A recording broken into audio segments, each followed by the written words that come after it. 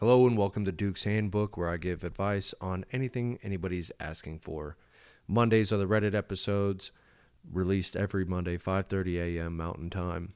Tuesday through Friday, if people write in, I'll record episodes for them personally. And let's just go ahead and get into it.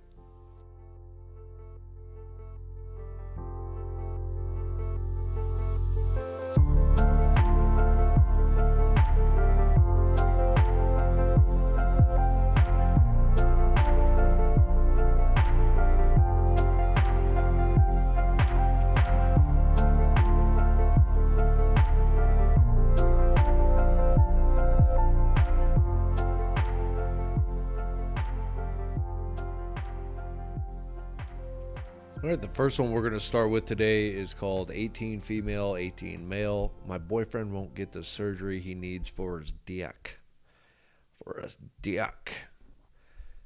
We've been going out a year and a half now. One thing with my boyfriend is that his dick, or specifically the band on the back of the head, the frenulum, frequently tears, which that's gotta suck. I've heard of it, but I've never experienced it. Well, no, I've never really experienced that myself.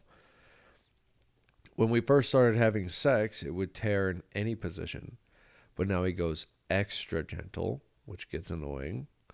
And it's fine, but when I ride him, there's a good chance it tears. So I have to feel bad every time I want to go do that. Well, don't feel bad about it, but every time it happens, we have to wait a week or two for it to heal before he can use it again.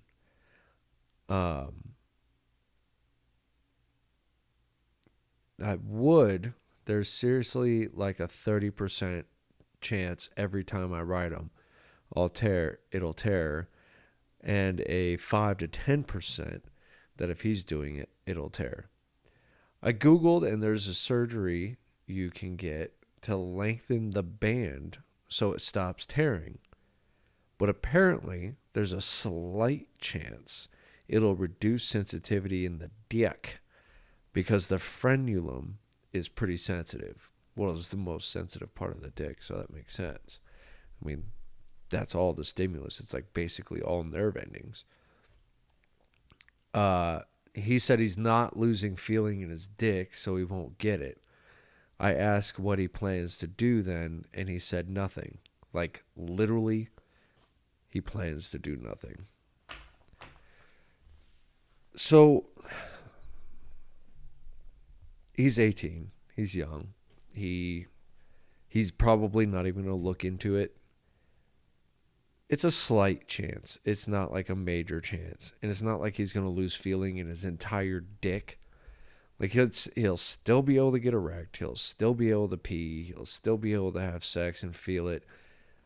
And, it's not like the entirety of the thing is going to go numb. And even then, I mean, like, is it really a bad thing? It might last longer. Or he starts leaning more towards visual and audio to get him off instead of like the actual feeling on his dick, which can also be a good thing. Honestly, dude, I mean, I think he's more afraid of having his dick cut into. And it really has nothing to do with the slight possibility of losing feeling in more than likely just the surgical area of where it happened. And I can't imagine it's permanent.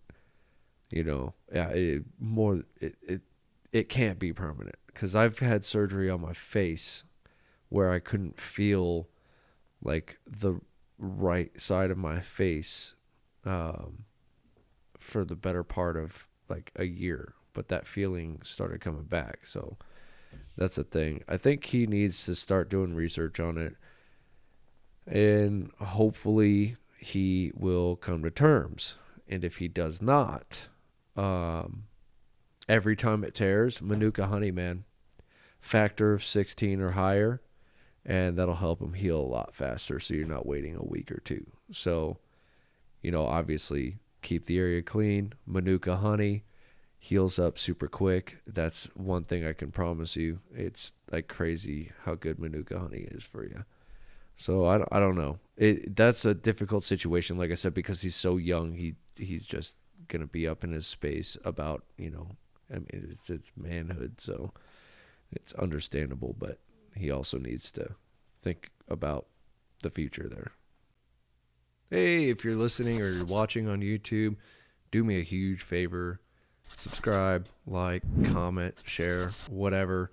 It'd be absolutely fantastic to see who's coming and going and who's watching and who's, doing their thing. So anyway, would love it if you just hit the subscribe and click that little notification bell. Okay, and next we have need help approaching new shoe-free status of home. I've always wanted a shoe-free home. I find it positively disgusting to walk around the house wearing shoes that have been outside. I also generally abhor wearing shoes, so this is easy for me. Okay, but are you walking around outside barefoot? Yeah. All right. Think about that one.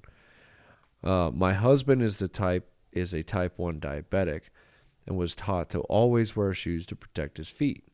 This is because when a T1D type 1 diabetic, starts to experience neuropathy, they can get foot injuries, not notice, then need an amputation.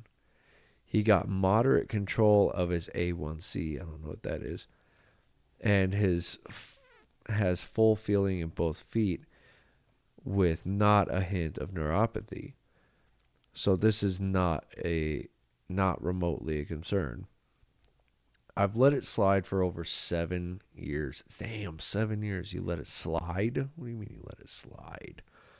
Since we got our condo. With the exception of absolutely and completely forbidding wet shoes past the entryway under any circumstances, which took some time for Hubs to get used to.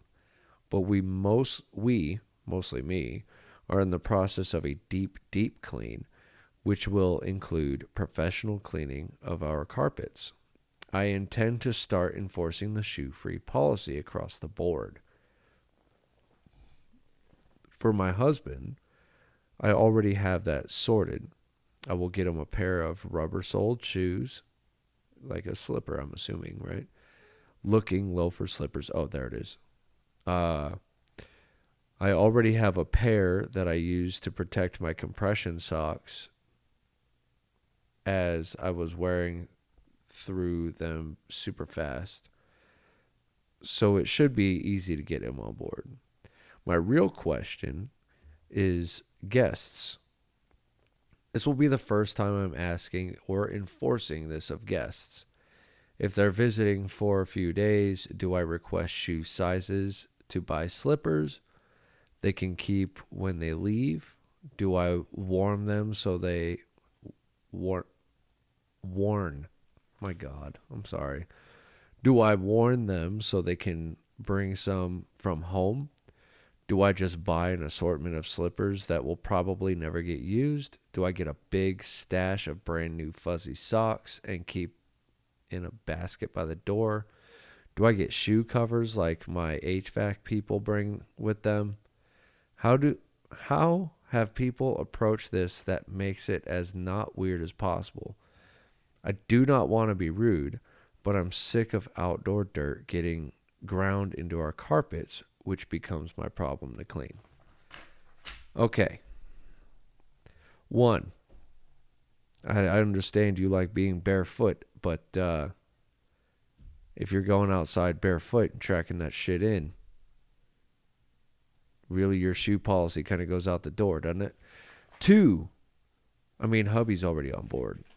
Yeah, the slippers is a great idea. And, I get the, diabetes thing and, the damaging your foot. And then, 3, as far as your guests are concerned, I know they're your guests, but who gives a fuck if they have rubber soled shoes or slippers or whatever. Like, just tell them, hey, yo, shoes at the door, dude. Like, this is a shoe-free house now. And if they complain about it, be like, hey, we're trying to embrace a little bit more of an oriental respect to our home. I get it. I have house shoes. I also like vacuum a lot because I don't like stuff stuck to the bottom of my feet. It's weird. It's not weird, maybe. But like when people come over to my home, and it's mainly because it's, hardwood throughout pretty much. I don't really mind if they're wearing their shoes. So, but that being said, you've got carpet all over. So just tell them, like shoes at the door, man. And they'll be fine. I'm sure they're wearing socks. So you don't need to like order a bunch of slippers in different sizes or like, hey, what's your slipper size? None of that crap. Just shoes at the door. That's it. And if they want to go out the back door, yo, freaking pick them up, bring them to the back door, go out the back door. It's easy as that. I mean, like I go and play Dungeons and Dragons with my friends, and they're not really a shoe-free home, but everybody takes their shoes off at the door because they've got a spot for everybody to leave their shoes. And it's really nice. So, yeah, just shoes at the door, man. You got this. It's not that big of a deal. You don't need to overdo or overthink. All right, I'm actually kind of excited about this one. Should I go for it? So I, 30 male, met this really wonderful woman. First of all, I'm going to say just like off the title, yeah, absolutely, why not? I mean, like you're in your 30s, right? Met this really wonderful woman, 30 female, while on vacation this past week. We've been hanging out a lot, and we've been making jokes about marrying and that we are engaged. Oh, that's cute. We've never kissed or anything like that, as most of the time we hang out, she's at work on breaks. We are the same age, seem to want much of the same things for the future, and I feel like we really clicked. You probably did. I mean, like, you probably did, dude, for real. A lot of times that's a very, it doesn't need to be said type situation. Maybe I'm just being hopeful and seeing things as I've been single for the past 4 years. Feel that. Grow, king. Grow. Be your own person. Part of the jokes we make is that since we're going to marry, I need to get her a ring so she can show that she's engaged and drive other guys away. I know it's just a joke, and she doesn't exactly expect me to get her one. However, I have developed this really strong gut feeling that if I don't do this, not ask her to be my fiance, just get her the ring as a show of that I am willing to see where this can lead to in the future, I will regret not doing it for the rest of my life. Should I go for it, or will the regret of not doing it be much worse than the spending the money on the ring? Please, I need help because I feel like I'm losing my mind overthinking this, and I will leave the country in less than a day. Dang. Okay. Check this out, bro. Leave the country in less than a day. When did you post this? 2 hours ago. Okay. I will give you your advice in a message as well, and you can also listen to this. But check this out, dude. Like, just freaking go for it, bro. Just, like, okay, so are you saying, like, from my understanding, you're on vacation, you said. So this is like,